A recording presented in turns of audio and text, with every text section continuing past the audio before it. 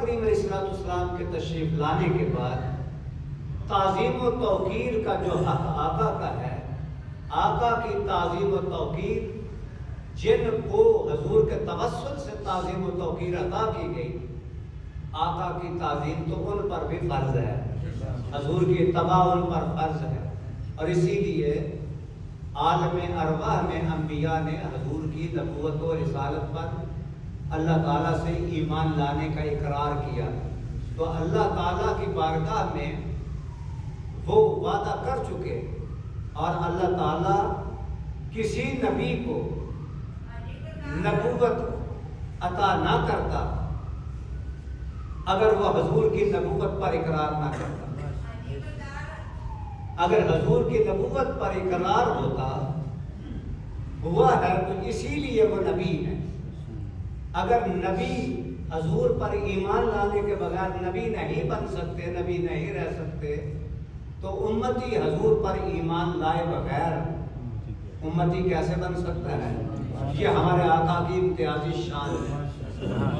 اور پرسوں بھی میں نے کہا تھا، اپنی آخری گفتگو جو میں کر کے آیا ہوں، میں نے یہی عرض کیا تھا کہ یہاں پہ علماء دیوبند اور علماء وہابیہ اور باقی جو مکاتب فکر ہیں، ہمارا ان کا فرق ہے۔ تو وہ فرق یہ ہے کہ وہ صرف نبی کی اتباع کرتے ہیں نماز، روزے اور عبادات کے لیے، جس طرح قبلہ قاری صاحب نے تلاوت کیا، وما خلقت الجن والانس الا لیعبدون۔ جن و انس کی تخلیق ہم نے اس لیے کی کہ تاکہ وہ ہماری عبادت کرے۔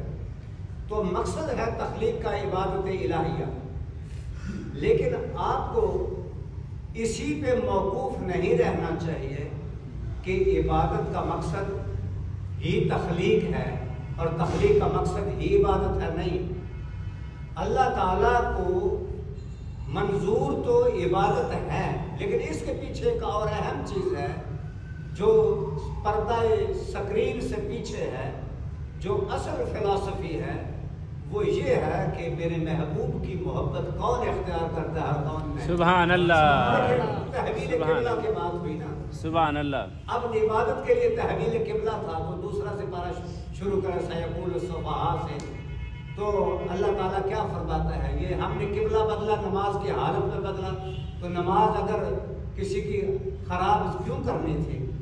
صحابہ کی نماز کو خراب کیوں کرنا تھا؟ نماز پڑھ لیتے تو حکم آ جاتا کہ بھائی آج سے ادھر نہیں ادھر پڑھ لیتے، لیکن فرمایا نہیں۔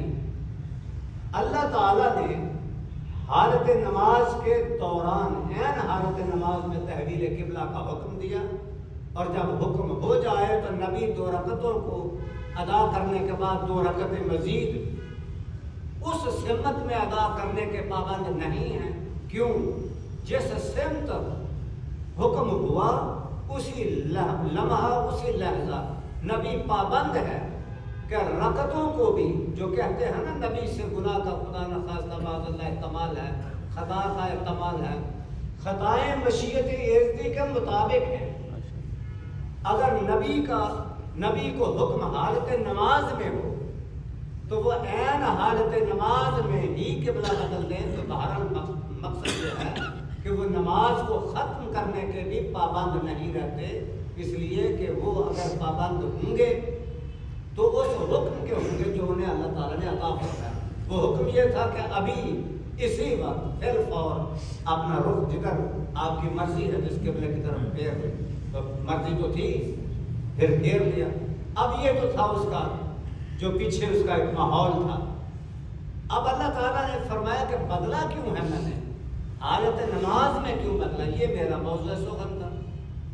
حالت نماز میں تحویل قبلہ اس لیے ہوا، فرمایا کہ الا لنعلم من یتبع الرسول ومن ينقلب على عقبیہ، تاکہ ہم دیکھیں کون رسول اللہ کی پیروی کرتا ہے اور کون الٹے پاؤں پھر جاتا ہے۔ وہ کہے گا یہ کمال ہے، یہ تماشا ہے، یہ مذاق ہے، یہ فلاں ہے، یہ فلاں ہے، کبھی ادھر کبھی ادھر، کبھی ادھر کبھی ادھر۔ فرمایا نہیں، ہمیں نمازوں کی اور رکوع و سجود کی پرواہ نہیں ہے، ہمیں تو صرف اس بات کی پرواہ ہے کہ ہمارے محبوب کی پیروی کی کریں۔ سبحان اللہ۔